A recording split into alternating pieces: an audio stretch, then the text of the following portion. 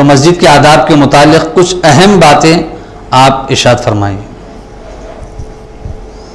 بسم اللہ الرحمن الرحیم، کہ جب ہم مسجد میں آئے تو سب سے پہلے ہم انتہائی تواضع کے ساتھ آئے، انتہائی عاجزی و انکساری کے ساتھ آئے، یعنی اپنے قلب میں تواضع پیش نظر رکھے اور یہ خیال کرے میں اپنے رب کے در پر جا رہا ہوں، میں مسجد کو جا رہا ہوں، اپنے رب سے سرگوشی کے لیے جا رہا ہوں۔ تو مسجد میں جاتے وقت میں تواضع، عاجزی و انکساری یہ ہمارے دل میں ہونا چاہیے۔ اسی طرح قرآن مجید میں اللہ تبارک و تعالیٰ نے ایک ادب بیان کرتے ہوئے ارشاد فرمایا، یا بنی آدم خذوا زینتکم عند کل مسجد، اے بنی آدم جب تم مسجد کو آؤ تو زینت حاصل کیا کرو، زینت کے ساتھ مسجد میں حاضر ہوا کرو۔ محترم ناظرین کرام، زینت سے مراد کیا ہے؟ زینت سے مراد یہ ہے کہ جب مسجد کو آئے تو پاکیزہ لباس ہو، مسجد کو آئے تو کوئی ایسے میلے کچیلے کپڑے نہ ہو۔ میں نے دیکھا ہے، آپ نے بھی دیکھا ہوگا، ہماری مساجد میں یہ عالم ہے کہ لوگ گھر میں کام کرتے ہوئے جو کپڑے پہنے ہوئے رہتے ہیں وہی مسجد سے میں آ جاتے ہیں، اور یقیناً اگر کپڑوں پر ناپاکی نہیں لگی ہوئی ہے نماز تو ہو جاتی ہے، لیکن کیا ایسے میلے کچیلے کپڑے پہن کر، اور بہت سے لوگوں کو آپ نے دیکھا ہوگا سوتے ہوئے ہیں، رات کا سوتے وقت کا جو لباس نائٹ ڈریس ہوتا ہے، ٹریک ٹی شرٹ پہنے ہوئے ہیں، سو گئے، ویسے ہی نیند میں سے اٹھ کر مسجد کو آ گئے۔ تو ایسا آنے سے نماز تو ہو جاتی ہے، لیکن کیا بندوں کے لیے یہ سزاوار ہے کہ رب کی بارگاہ میں جب جائیں تو اس حالت کے ساتھ جائیں؟ اور کہیں دعوت میں جا رہے ہیں تو بڑی تیاری کے ساتھ، بڑے اہتمام کے ساتھ، بار بار اپنے آپ کو سنوارتے ہوئے، سجاتے ہوئے، نہ جانے کیا کیا طریقے دعوتوں میں جانے کے لیے آدھا گھنٹہ ہم تیار ہونے میں لگا دیتے ہیں۔ تو ایک دنیا والوں سے ملاقات کے لیے جب جائیں تو ہم اتنا اہتمام کے ساتھ جائیں، اور جس رب نے ہم کو پیدا کیا، جو ساری کائنات کا خالق و مالک ہے، جو رب العالمین ہے، جس کی نعمتیں ہم کھا رہے ہیں، جس کی نعمتوں سے ہم زندہ ہیں، اور اسی کی نعمتوں سے ہم قبر میں، حشر میں اللہ کی رحمتوں کو پائیں گے۔ جب اس کے در پر جا رہے ہیں تو معمولی سا لباس ہے، جسم میں سے بدبو آ رہی ہے، اور بہت سے لوگ مسجد کو آتے بھی ہیں تو بعض لوگ گٹکا کھا کر، سگریٹ پی کر اور اس طرح بدبودار چیزیں کھا کر مساجد کو آتے ہیں۔ یاد رکھ لیں، حدیث پاک میں نبی پاک علیہ السلام نے ارشاد فرمایا کہ جب تم مسجد میں جاؤ تو کوئی بدبودار چیز کھا کر نہ جاؤ۔ کچا لہسن اور پیاز کھانے سے حضور نے منع فرمایا کہ جب مسجد کو جاتے وقت یہ چیزیں کھا کر نہ جائے، اگر کھا بھی لیا ہے تو جانے سے پہلے کلی کر لیا کرے۔ آج کچا لہسن اور کچی پیاز تو ہم نہیں کھاتے ہیں، لیکن کتنے لوگ ہیں جن کے بازو نماز کے لیے کھڑے ہوتے ہیں، ان کے منہ سے سگریٹ کی بدبو آیا کرتی ہے، ان کے منہ سے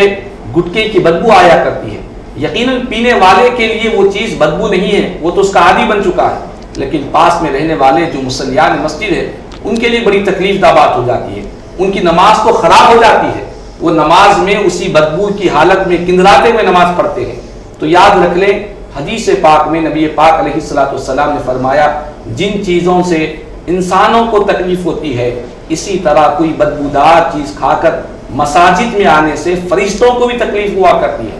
فرشتوں کو بھی اذیت ہوا کرتی ہے۔ تو اس کا ہمیں خاص لحاظ رکھنا چاہیے، خاص خیال رکھنا چاہیے کہ مساجد کو آئے تو پاکیزگی کے ساتھ آئے، لباس بھی اچھا ہو، عطر لگا ہوا ہو، بہتر ہے کہ سفید لباس پہن کر آئے، اسلامی لباس پہن کر آئے، سروں پر اللہ نے موقع عنایت کیا ہے تو امامہ سروں پر باندھ کر آئے،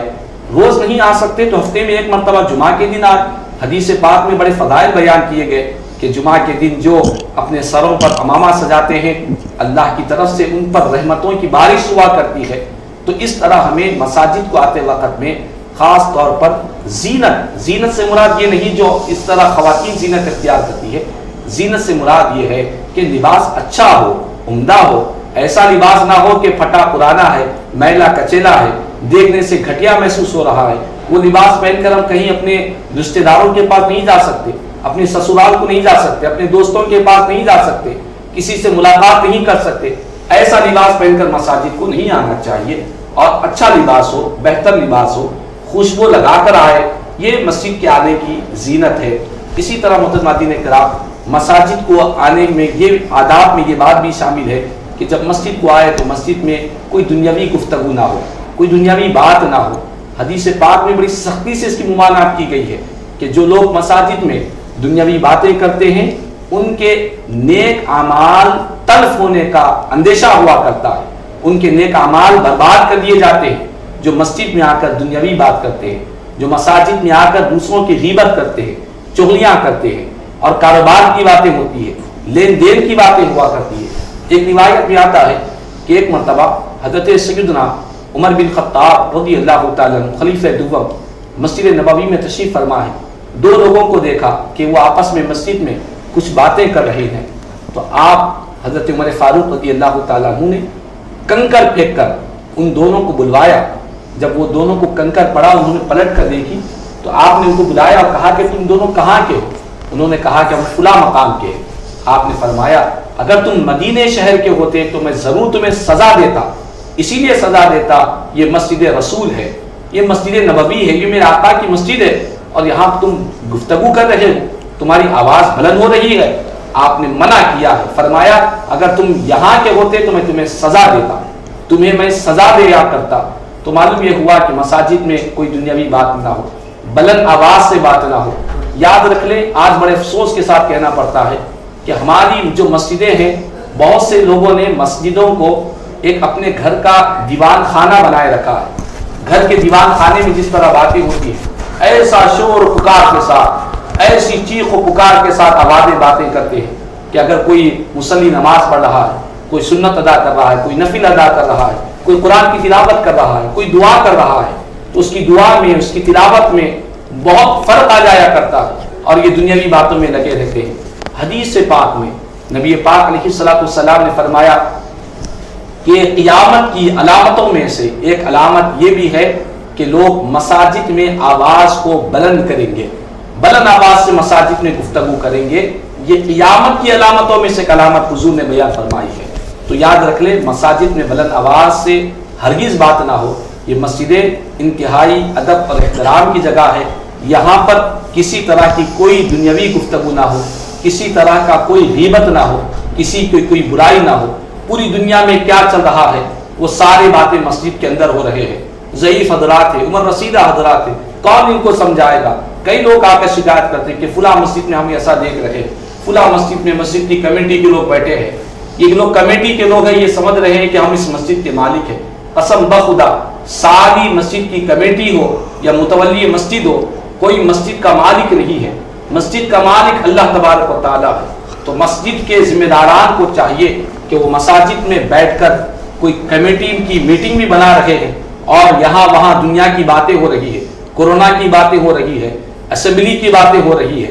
پارلیمنٹ کی باتیں ہو رہی ہے، سیاسی باتیں ہو رہی ہے، خاندان کی باتیں ہو رہی ہے، بیماریوں کی باتیں ہو رہی ہے۔ اس طرح بہت سے لوگوں کو آپ دیکھیں گے کہ مساجد میں دنیاوی شور و پکار ہے، اور جب ان سے کہا جائے کہ آپ مسجد میں بلند آواز نہ کریں، کہتے ہیں کہ ہم کمیٹی کے لوگ ہیں۔ اس طرح سمجھ رہے ہیں کہ مسجد یہ ہم نے بنا لی ہے، ہم نے تعمیر کروائی ہے تو ہم اس کے مالک ہیں۔ نہیں، ہم اس کے مالک نہیں ہیں۔ مسجد کا حقیقی مالک اللہ تبارک و تعالیٰ کی ذات بابرکت ہے۔ جو مسجد بنا دی جاتی ہے قیامت تک مسجد ہی رہتی ہے، کسی کوئی اس مسجد کا مالک نہیں ہوتا ہے، اللہ اس کا مالک ہوتا ہے، ہم تو اس کے خادم ہیں۔ کوئی مسجد کا صدر ہے تو سمجھ رہا ہے کہ میں مسجد کا صدر ہوں، ہرگز نہیں، وہ مسجد کا صدر نہیں، مسجد کی انتظامی کمیٹی کا صدر ہے،